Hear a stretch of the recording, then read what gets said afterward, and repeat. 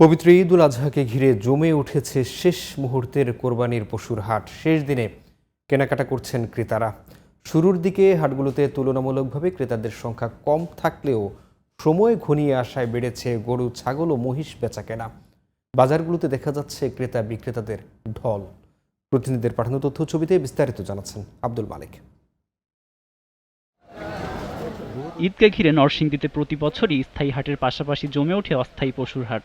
হাটগুলোতে জেলার বিভিন্ন স্থান থেকে আসে বিভিন্ন জাতের গরু, মহিষ ও ছাগল। অনেকেই লালন পালনের ঝামেলা এড়াতে শেষাংশে এসে ক্রয় করেন কোরবানির পশু। তাই ঈদের আগের দিনও চলছে বেচাকেনা। দামও অনেকটা স্বাভাবিক বলছেন ক্রেতারা।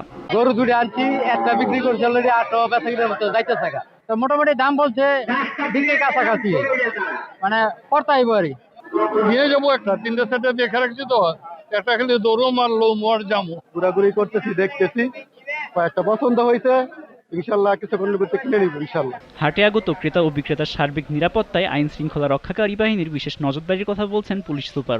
হাট আমরা ড্রোনের ব্যবস্থা করেছি আমাদের কন্ট্রোল রুম থেকে। সেটা আমরা পুরো হাটটা আমরা এরিয়াল ভিউ দিয়ে আমরা সেটাকে মনিটরিং করার চেষ্টা করছি এবং যেখানে আমাদের সন্দেহভাজন কোনো কিছু মনে হচ্ছে দ্রুত আমরা সেখানে যাচ্ছি। মেহেরপুরে গরুর হাটের পাশাপাশি জমে উঠেছে একমাত্র ছাগলের হাট।